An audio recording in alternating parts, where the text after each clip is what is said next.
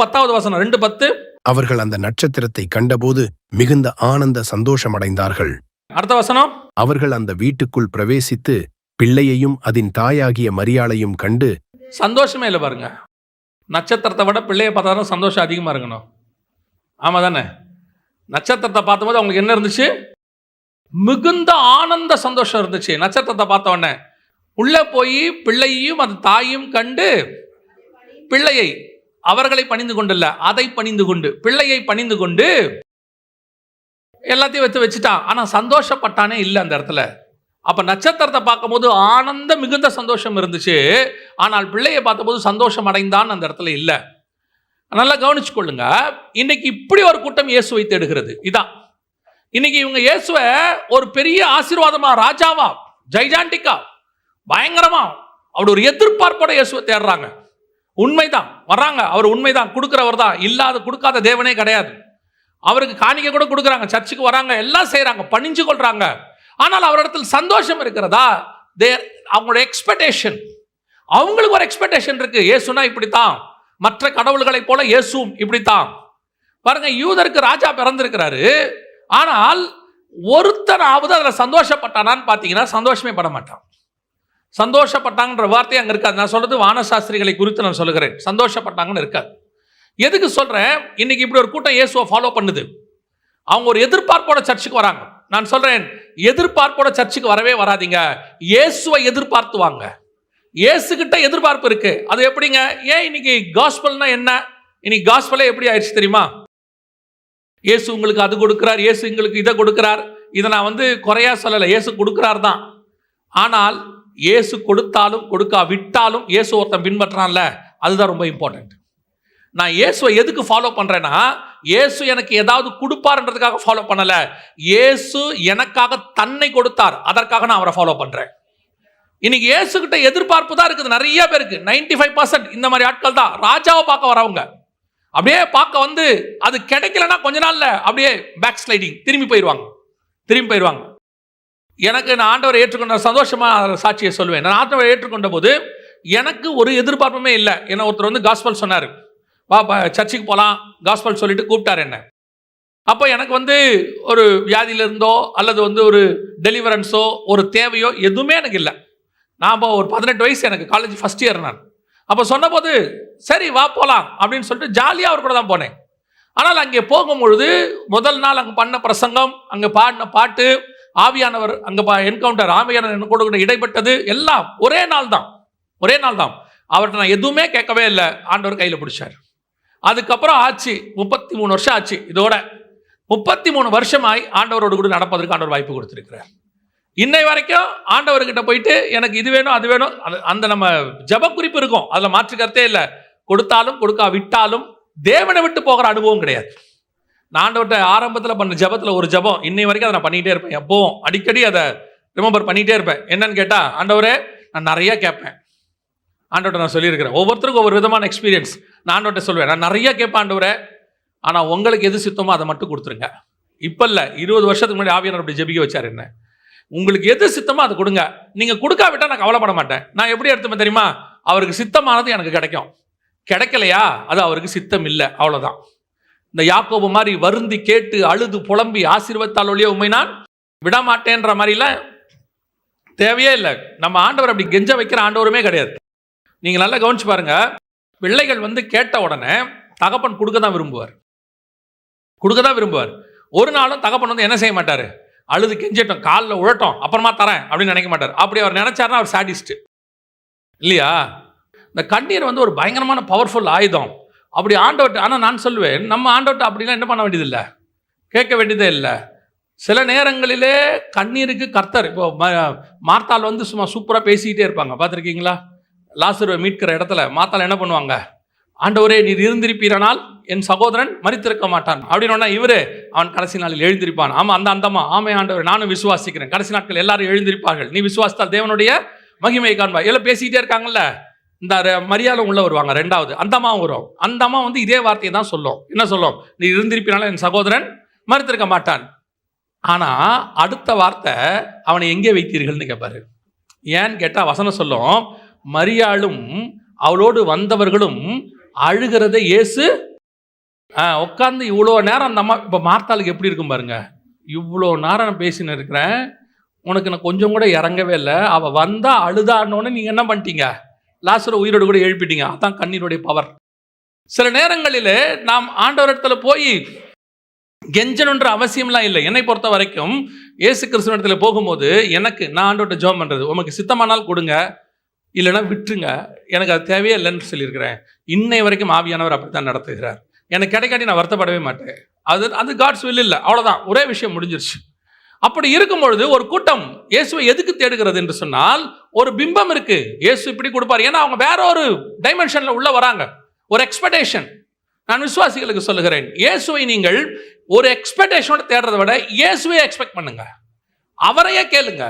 உங்களுக்கு எல்லாவற்றையும் தருவதற்கு ஒரு வல்லமை உள்ளவராக இருக்கிறார். நீங்க ஒரு எதிர்பார்ப்போட தேடும் போது அது இல்லாவிட்டால் நீங்கள் இயேசுவை விட்டு பின்மாற்றம் அடைவதற்கு வாய்ப்பு இருக்கிறது. அதனால தான் அவர்கள் திரும்பி போனார்கள். எத்தனையோ பேர் வருவாங்க சர்ச்சுக்கு, நம்ம சொல்லி கூட்டிட்டு வரோம், இந்த மாதிரி இயேசு கிறிஸ்து உங்களுக்கு அந்த மாதிரி காரியங்களை செய்வார், உதவி செய்வார், அற்புதம் செய்வார், செய்கிறாரு, இல்லைன்னா சொல்லலை. செய்யாவிட்டால் ஒரு குரூப் போயிடுச்சு. ஒரு குரூப் என்ன செய்யுது, ஏதோ ஒரு காரணம் செய்யல. ஒரு சிலருக்குலாம் நான் ஜெபம் பண்ணியிருக்கேன், ஆண்டவரே இவருக்கு இந்த விடுதலையை கொடுங்கப்பான்னு சொல்லிட்டு ஒரு 10 வருஷத்துக்கு முன்னாடி. ஆண்டவர் கொடுக்கல அவருக்கு விடுதலையை.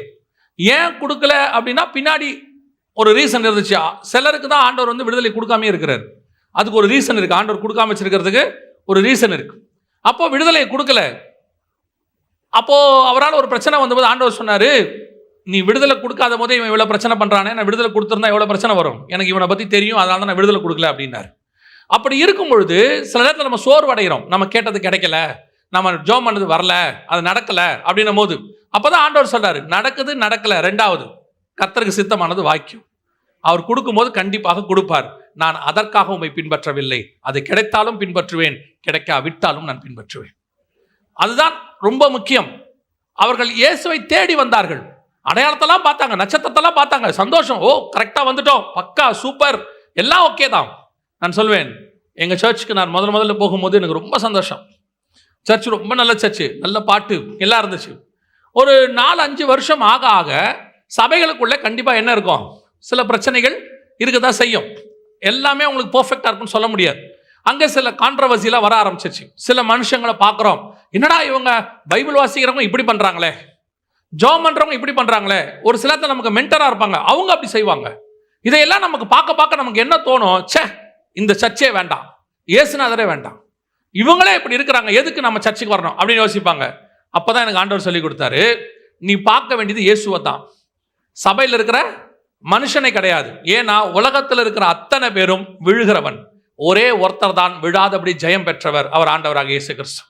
நீங்க அவரை தான் பார்க்கணும். சர்ச்சில் நிறைய பேர் இடதுபுறம் வலதுபுறம் பார்ப்பாங்க, இவர் சரியா அவங்க சரியா, இப்படி பேசுறாங்களே இவங்க பண்றது கரெக்டா இருக்கா, இவ்வளோ தூரம் சொல்றாங்க இவங்க கரெக்டா, ஏன் இவ்வளோ போதிக்கிற நாங்கள் கூட விழுவதற்கு வாய்ப்பு இருக்கிறது.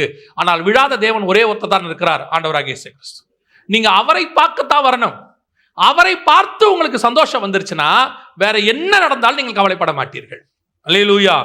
இதான் முதலாவது, சபைக்கு தேவனை தேடுவதற்கு நீங்கள் மிக முக்கியமாக தெரிந்து கொள்ள வேண்டிய ஒரு விஷயம். நீங்கள் ஏதோ ஒன்றை எதிர்பார்த்து வரும்போது, யூதருக்கு ராஜா அப்படி இருப்பார் இப்படி இருப்பார், ஒரு எக்ஸ்பெக்டேஷனோட வரும்போது உங்களுடைய எதிர்பார்ப்புக்கு நேர்மாறாக இருக்கும். தாவீதை போய் சாமுவேல் அபிஷேகம் பண்ணிறார் ராஜாவாக, நேர்மாறா நடக்குது.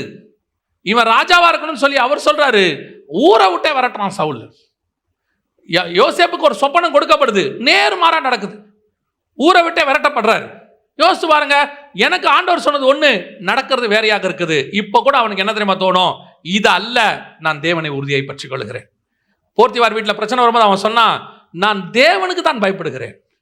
என்னங்க இவ்வளவு தூரம் அடிச்சு விரட்டி இருக்கிறாரு, சொன்ன வாக்குத்தத்தை நிறைவேறல, அண்ணன் தம்பிலாம் உனக்கு எதிராக மாறிட்டாங்க, இவ்வளவு தூரம் வித்து போட்டாங்க, நீ வர இப்போ ஒரு வீட்டில் வேலைக்காரனா இருக்கிற, இன்னுமா அந்த தேவனை உறுதியா பிடிச்சிக்கிற. அவன் சொல்றான், நான் இதை எதையுமே பார்க்கவில்லை, நான் பார்க்கிறது தேவனை.